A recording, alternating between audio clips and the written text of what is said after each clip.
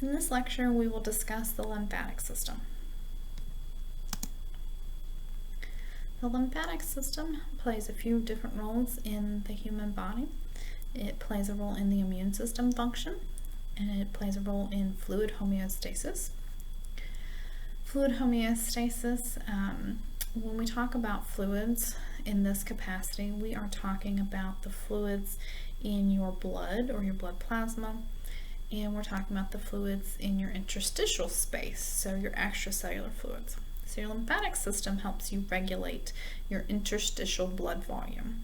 And so, laying down a fact, net filtration pressure in blood capillaries favors filtration. It's just a fact. But what does that mean to us? It means that this filtration causes water to be lost from the plasma. So water is going to come out of your blood plasma and it's going to go into your interstitial space. Okay? This fluid that's coming from your plasma going into your interstitial space could be anywhere between about 2 and 4 liters per day. Okay, so imagine 4 liters of fluid coming from your plasma every day. We're going to need to put that back. Okay, we're going to need to return that fluid to circulation. If we do not do that, then your blood volume is going to decrease, which is going to make your blood pressure decrease. And we know that's bad. Okay, so those lymphatic vessels are going to pick up all that excess fluid in your extracellular space. We're going to transport it through the body through those lymphatic vessels, and we're going to deliver it back to your cardiovascular system. So we're going to put it back into the blood where that fluid came from. Now, when the fluid exits your extracellular space and it gets into the lymphatic vessels, we now call it lymph, which should make sense. But what is lymph? Lymph is very similar to plasma, okay? But it's not exactly like plasma. So in addition to plasma, you've got some white blood cells, which, yeah, those are also found in plasma. Yeah, you're going to find some proteins in both plasma and lymph, but lymph also contains interstitial fluid, okay? But it's also equally important what lymph does not contain, okay? So lymph does not contain red blood cells and it does not contain platelets, and we know that those are 2 key components of blood itself, okay, in addition to just the plasma. Now, we briefly mentioned the lymphatic system also plays a role in your immune function. You have lymph organs that we're going to talk about a little bit later that help filter pathogens from both the lymph and the blood, so we'll get back to that. And then last but not least, your lymphatic system helps you absorb your dietary fats. So dietary fats enter the small lymphatic vessels in your small intestine. They are a little too large to enter directly into the bloodstream. Once those dietary fats enter the lymphatic vessels, they travel through the lymph system, and they will ultimately be delivered to the blood along with the rest of the lymph components as well. So just an image to show the overall lymphatic system on these little green lines. Okay. If you can imagine where your blood vessels run, okay, we can basically superimpose your lymph system on top of your circulatory system. And that should make sense. If the lymph system is collecting fluid that's come from the blood, okay, from the plasma, it should make sense that the blood vessels themselves should be right next door. Okay, so lymphatic vessels, most of them are transporting the lymph against gravity, and that makes life a little bit harder. And so each lymphatic vessel has additional measures to help it get the blood up, or excuse me, not the blood, the lymph up back to our heart, our circulatory system. Okay, the first one is valves. Okay, so valves prevent lymph from flowing backwards. And so if you can imagine lymph coming up from your feet, as it moves up your lower leg, just for example, there might be a valve at your knee. Okay, so any fluid that goes up above your knee, that valve will close. Okay? And so that lymph won't be able to go back down into your lower leg. We're going to keep going upwards. How are we going to help with that? Well, we are going to use muscle pumps. Okay? So some of your lymphatic vessels, especially in your lower legs, the muscles, the skeletal muscles themselves that surround these lymph vessels, when those muscles contract, it basically pushes the lymph up towards your heart. Okay? And remember, every time we're going to push it up, we get so far up, we're going to close a valve, so we can't go back down. And we just kind of work our way up and up and up. Lymph vessels themselves also have a smooth muscle component. So when the smooth muscle contracts, it also helps push lymph in a forward direction. Okay. Now, lymph vessels themselves have very low pressure all by themselves, so we really are relying on the muscle pumps and the valves to help make sure that the lymph returns to the blood. Specifically, we're going to enter the blood at the subclavian veins, okay, so right close to the heart. Now, just like we have blood capillaries, we also have lymphatic capillaries. These form web-like networks that surround the blood capillaries. These specialized lymphatic capillaries, if we're talking about the ones in the small intestine that collect fat, these are your lacteals. Lymphatic capillaries themselves are blind-ended, which means they're closed on one end, which means one end is closed, then we only have one direction in which we can move. So the lymph system is a one-way system. It moves lymph away from the tissues and back towards the subclavian veins. This is a little bit different than your regular capillaries that are open on both ends, so we can move the blood both towards the heart and away from the heart.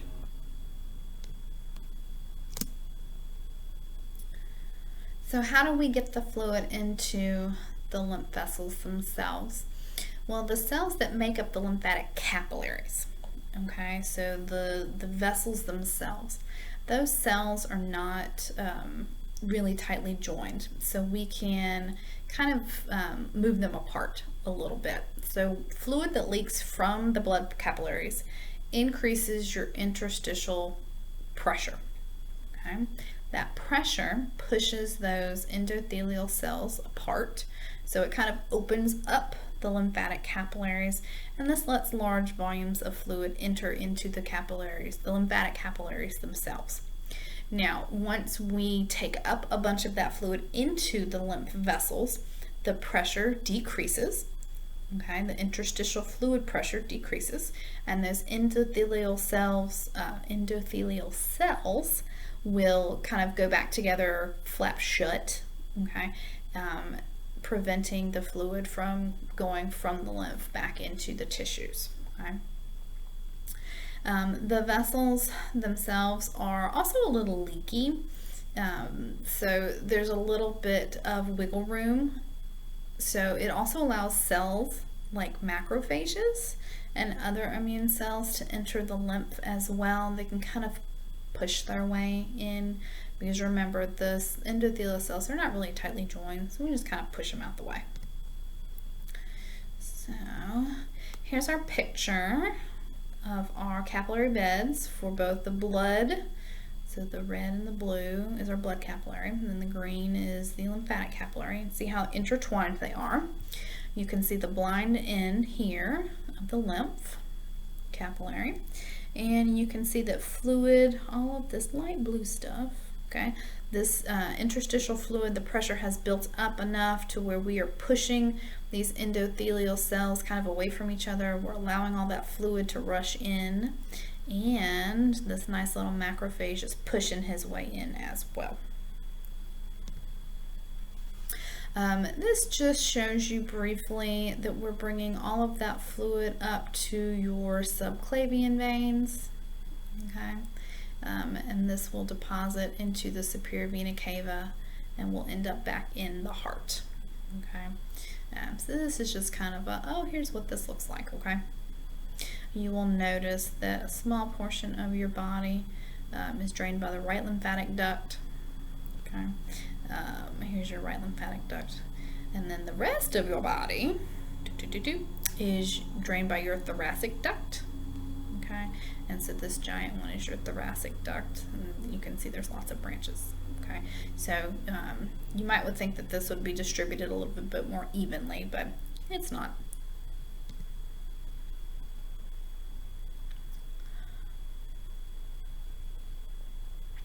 All right, so your lymph nodes. Okay, we've talked about your lymph vessels. We've talked about fluid homeostasis. Now we're going to talk about the lymph nodes and other lymph organs. So your lymph nodes, and most people have at least heard of their lymph nodes. A lot of people know that your lymph nodes will swell when you're not feeling well, things like that. So let's talk about those. So first of all, your lymph nodes are very specific clusters, okay, of tissue in certain locations throughout your body.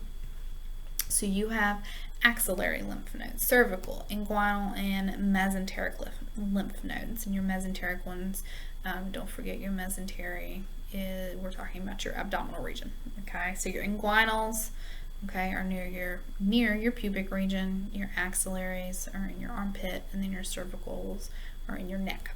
Okay, so these lymph nodes. First of all, the lymph nodes have an external connective tissue layer. It's called a capsule. Okay. It surrounds a network of reticular fibers, which are kind of intertwined with macrophages, lymphocytes, dendritic cells, all kinds of good things going on here. The node itself we can divide into your cortex and your medulla. Your cortex and your medulla, those words should sound familiar to you. Remember we had with your adrenal glands, your adrenal cortex and your adrenal medulla. So cortex is still that outer layer and your medulla is still that inner layer. Alright, so here's kind of a typical lymph node. Okay.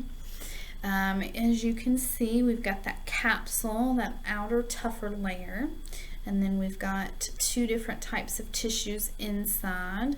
The outer cortex, the reddish brownish color, and then the bluish area is your lymphoid follicle. Okay, and then the very center would be your medulla. Sorry, I couldn't think of the word. Yeah, it's right there. Lymphoid follicle. Okay, so what are we doing here? You will notice that we have arrows that are helping us. Okay, so all these little arrows are pointing in on this side. Okay, we're bringing in that fluid and we are going to filter. We're going to filter all of our lymph. Okay, it's going to go through these lymphoid follicles. That word I couldn't remember. Okay, in here. Okay, spread out in here. Okay, you've got your immune system cells. Okay, and then the type of tissue that is found in here, it's really good for trapping pathogens and preventing them from continuing to stay in your body. And so we're gonna filter all of the fluid that's coming in around here. And what doesn't get trapped, you will notice we have an arrow that's telling us what's left of that fluid gets filtered out. Boop, and all of that will move on to make its way back to the blood itself. Okay, so the whole purpose of filtering that fluid at these lymph nodes, we're trying to, again, trap pathogens, bacteria, viruses, cancer cells, anything that we can get our hands on that we feel like, oh, that shouldn't be there, we're going to try to trap it here. Now, so we mentioned reticular tissue real quick. This is just kind of a cartoon image of what that looks like. You can see we've got different kinds of cells here. This, you can kind of see, it really does kind of look like a spider web, okay? And you will notice that these cells almost appear stuck. And that's kind of the point, okay? Remember, we're trying to trap pathogens. And so this reticular tissue framework, or lymphoid tissue, whatever you prefer, is really good for just grabbing on to pathogens and other things that don't belong in here. Now, in addition to just the reticular tissue itself, just the spider web, we do have a couple specific types of cells that are useful to us. We've previously mentioned macrophages. Okay, these are mature monocytes. We know that phages are going to eat. Okay, so these are active phagocytes. Then we have B and T lymphocytes. These were our other agranulocyte that we've previously mentioned. We do have a couple of different immune functions here. We are going to spend a good deal of time on B cells and T cells when we talk more in depth about the immune system itself. So here we're just going to mention, hey, these lymphocytes, you do find quite a few of them in your lymph organs. Now, your dendritic cells, okay, these are also immune cells. They're kind of spiny looking, so we call them dendritic cells because if you remember what a neuron looks like and all the dendrites on a neuron, it's kind of a similar idea. So we did our macrophages, our lymphocytes, our dendritic cells, our reticular cells, last one. Okay. These produce the reticular fibers, okay, that help build our big spider webs here. So these are particularly abundant in organs that do a lot of filtering. So in addition to your lymph nodes, you also find these in your spleen, okay, which we'll talk about the spleen here in a minute. So that's who's going to build our spider web. Now, B cells and T cells, we did say we're going to talk about them a little bit more in detail when we talk about the immune system, and we will, but just to kind of give you some foreshadowing, your T cells are responsible for directly attacking and destroying antigens. Okay, we call this cellular immunity. Your B cells, on the other hand, will turn into or mature into plasma cells. Plasma cells are the ones that produce antibodies. Okay, now your antibodies are a part of your humoral immunity. Okay, so we will talk more about cellular versus humoral immunity in a different lecture. Okay, and then the macrophages, we already know that macrophages, they're going to phagocytize large particles like entire bacteria or things like that.